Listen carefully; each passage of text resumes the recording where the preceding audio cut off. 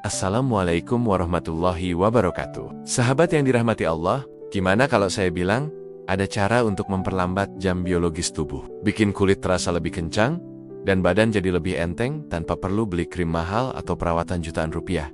Mungkin kedengarannya mustahil ya, tapi gimana kalau ternyata, kuncinya adalah sebuah kebiasaan yang mungkin sudah kita kenal dari dulu? Ya, kebiasaan yang diajarkan oleh Nabi kita tercinta, Muhammad SAW. Di video ini kita akan bedah sains di balik puasa 2 kali seminggu, yaitu puasa Senin Kamis.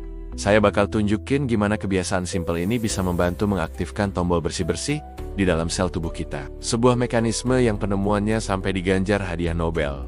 Jadi, tonton terus. Karena apa yang akan Anda pelajari, bisa jadi mengubah cara pandang Anda soal kesehatan dan penuaan, melalui perspektif Al-Quran dan Sunnah.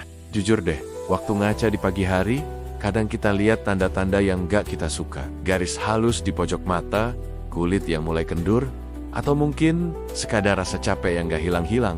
Padahal baru mulai hari, kita sering menyebutnya penuaan, seolah itu takdir yang pasrah kita terima. Dan tentu saja, dunia modern menawarkan ribuan solusi. Rak toko penuh sama serum anti-aging yang harganya bikin elus dada. Klinik kecantikan, nawarin hasil kinclong dalam sekejap lewat suntikan atau laser. Kita rela keluar banyak uang untuk menutupi gejalanya.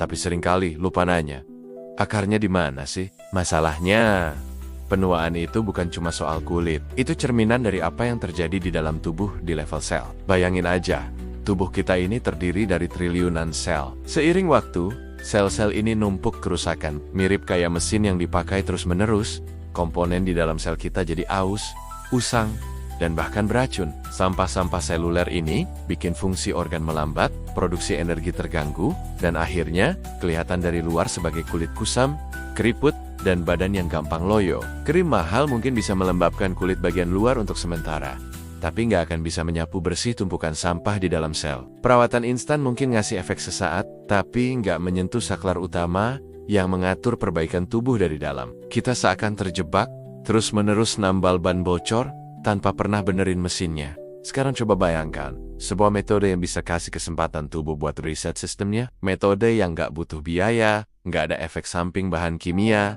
dan sudah teruji ribuan tahun. Metode itu adalah puasa. Buat kita kaum muslimin ini bukan hal baru. Puasa Senin Kamis, misalnya, udah jadi bagian dari tradisi spiritual dan kesehatan selama ratusan tahun. Ini adalah kearifan tradisional Islam yang ternyata sekarang mulai dapat perhatian dari sains modern. Dan yang luar biasanya, puasa ini adalah bagian tak terpisahkan dari ajaran Islam dan sunnah Rasulullah SAW. Allah Subhanahu wa Ta'ala berfirman dalam Al-Quran, Surat Al-Baqarah ayat 184. Dan berpuasa itu lebih baik bagimu, jika kamu mengetahui. Ayat ini secara jelas menunjukkan kebaikan dan manfaat puasa bagi manusia. Rasulullah SAW sendiri adalah teladan terbaik dalam berpuasa. Diriwayatkan dari Aisyah radhiyallahu anha, beliau berkata, Rasulullah SAW senantiasa berpuasa pada hari Senin dan Kamis. Dalam hadis riwayat Tirmidzi, saat ditanya tentang puasa Senin Kamis, Rasulullah SAW bersabda, pada hari itu Senin dan Kamis, amal perbuatan dihadapkan kepada Allah. Dan aku suka amalku dihadapkan, sedangkan aku berpuasa. Ini bukan soal menyiksa diri dengan kelaparan, tapi soal memberi jeda cerdas buat tubuh kita, sembari mengejar keberkahan dan pahala dari Allah Subhanahu wa Ta'ala. Dan jeda inilah yang jadi kunci untuk membuka kekuatan penyembuhan alami yang tersembunyi di dalam sel kita. Nah, ini bagian paling menariknya. Memangnya, apa yang terjadi di dalam tubuh pas kita puasa? Jawabannya ada di satu kata, autophagy. Dari bahasa Yunani, auto artinya diri, dan phagy artinya makan. Jadi, autofagi itu artinya memakan diri sendiri. Kedengarannya seram? Justru sebaliknya, ini adalah proses bersih-bersih dan daur ulang paling jenius yang dimiliki tubuh. Sebuah keajaiban ciptaan Allah yang sering kita abaikan. Saking pentingnya, penemuan mekanisme di balik autofagi ini dianugerahi hadiah Nobel Fisiologi atau Kedokteran tahun 2016 untuk ilmuwan Jepang, Yoshinori Ohsumi. Kita pakai analogi simpel ya, anggap tubuh kita ini kota metropolitan yang super sibuk. Setiap hari, kota ini menghasilkan banyak sampah sel-sel tua, protein rusak, bakteri, atau virus. Kalau dibiarkan, sampah ini bakal bikin macet, polusi, dan penyakit. Biasanya, tubuh kita terlalu sibuk ngurusin hal lain, terutama mencerna makanan yang masuk terus-terusan. Akibatnya, Tim kebersihan internal tubuh si autophagy ini jadi nggak sempat kerja maksimal. Nah, ketika kita puasa, misalnya lebih dari 12 jam, sesuatu yang keren terjadi karena nggak ada asupan makanan, tubuh mulai mencari sumber energi lain. Inilah sinyal bagi tim kebersihan buat bergerak. Proses autophagy mulai diaktifkan. Sel-sel tubuh mulai memakan komponen-komponen rusak di dalamnya. Sampah sel ini dibungkus, dikirim ke pabrik daur ulang sel lisosom. Lalu dipecah jadi bahan baku dasar seperti asam amino. Bahan baku ini kemudian bisa dipakai lagi untuk membangun sel-sel baru yang segar dan sehat. Ini adalah program daur ulang paling efisien di alam semesta. Tubuh kita secara harfiah meremajakan dirinya dari dalam. Semua atas izin dan kehendak Allah Subhanahu wa Ta'ala. Proses autophagy ini bisa memicu berbagai efek positif untuk kesehatan kita secara keseluruhan. Sejalan dengan anjuran Nabi untuk menjaga kesehatan tubuh sebagai amanah. Pertama, kulit lebih cerah dan terawat. Secara teori, dengan membersihkan sel-sel kulit yang rusak, autophagy membantu tubuh mendaur ulang komponen usang. Proses ini diharapkan bisa mendukung regenerasi sel kulit yang lebih sehat, yang pada akhirnya bisa membuat kulit terlihat lebih cerah dan terawat. Ini bukan perbaikan instan, tapi perbaikan dari dalam.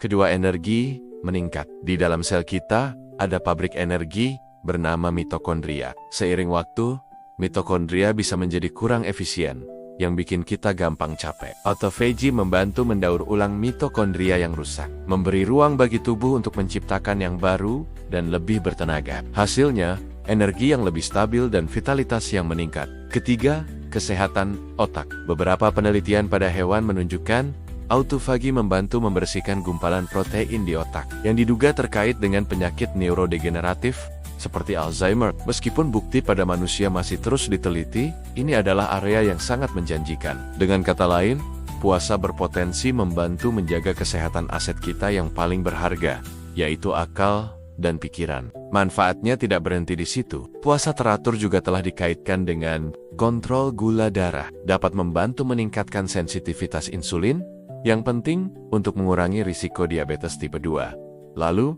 kesehatan jantung. Beberapa studi menunjukkan puasa dapat membantu menurunkan faktor risiko penyakit jantung seperti kadar trigliserida. Juga, daya tahan tubuh. Dengan membersihkan sel-sel yang tidak lagi optimal, sistem imun bisa bekerja lebih efisien. Selanjutnya, kontrol berat badan. Mendorong tubuh untuk beralih menggunakan cadangan lemak sebagai sumber energi. Terakhir, ketenangan mental. Bagi banyak orang, puasa melatih disiplin dan pengendalian diri, yang berdampak positif pada ketenangan batin, serta mendekatkan diri kepada Allah. Tertarik? Mencoba? Ternyata lebih gampang dari yang dibayangkan loh. Apalagi jika kita niatkan sebagai ibadah, dan mengikuti sunnah Nabi. Bekal sebelum puasa, yaitu sahur. Kunci biar puasa nyaman, ada di makanan terakhirmu. Fokus ke makanan kaya protein, serat, dan lemak sehat. Contohnya, telur, alpukat, ikan, dan sayuran hijau. Ini akan bikin kenyang lebih lama. Coba kurangi karbohidrat simpel seperti nasi putih atau roti tawar dalam jumlah banyak, karena bisa bikin gula darah naik turun dan cepat lapar. Cara berbuka yang bijak, pas waktu berbuka, jangan balas dendam. Mulai pelan-pelan. Awali dengan minum dan sesuatu yang manis alami, seperti kurma, untuk mengembalikan gula darah. Kasih jeda sebentar sebelum makan besar yang seimbang. Kualitas makanan di luar jam puasa itu sangat menentukan hasilnya. Dengarkan sinyal tubuh. Kalau baru pertama kali, mungkin kamu akan merasa sedikit lemas atau pusing. Ini wajar, tubuh lagi adaptasi.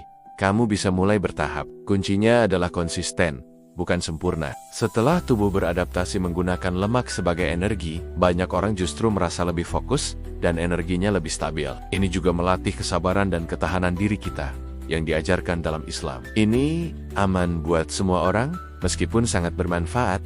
Puasa mungkin tidak cocok untuk semua orang. Ibu hamil atau menyusui, orang dengan riwayat gangguan makan, atau penderita kondisi medis tertentu seperti diabetes tipe 1. Wajib hukumnya untuk konsultasi dulu dengan dokter. Keamanan tetap nomor 1. Islam sendiri memberikan rukhsah bagi mereka yang tidak mampu berpuasa karena alasan tertentu. Jadi, rahasia untuk merasa lebih bugar dan sehat ternyata bukanlah produk yang bisa dibeli, melainkan sebuah proses cerdas yang bisa kita aktifkan sendiri. Bahkan telah diajarkan oleh agama kita. Puasa 2 kali seminggu, seperti puasa Senin Kamis, bukan sekadar menahan lapar. Ini adalah cara kita memberi kesempatan bagi tubuh untuk melakukan tugasnya, memperbaiki, mendaur ulang, dan merawat dirinya dari dalam. Ini adalah salah satu cara alami dan gratis untuk mengoptimalkan kesehatan, sekaligus mendapatkan pahala dan keberkahan dari Allah Subhanahu wa Ta'ala. Ini adalah perpaduan keren antara kearifan tradisional Islam dan temuan sains modern. Tapi, kamu nggak harus percaya begitu saja omongan saya. Cobain sendiri, lakukan selama sebulan, dan rasakan bedanya. Bukan cuma di cermin, tapi juga di energi dan kejernihan pikiranmu. Insya Allah, kamu akan merasakan manfaatnya baik untuk dunia maupun akhirat. Sekarang giliranmu. Pernah coba puasa untuk tujuan kesehatan? Manfaat apa yang paling kamu rasakan? Yuk, share pengalaman dan pertanyaanmu di kolom komentar. Saya pengen banget dengar ceritamu. Kalau video ini bermanfaat, dukung kami dengan menekan tombol like, share, dan subscribe. Terima kasih sudah menonton. Semoga bermanfaat. Assalamualaikum warahmatullahi wabarakatuh.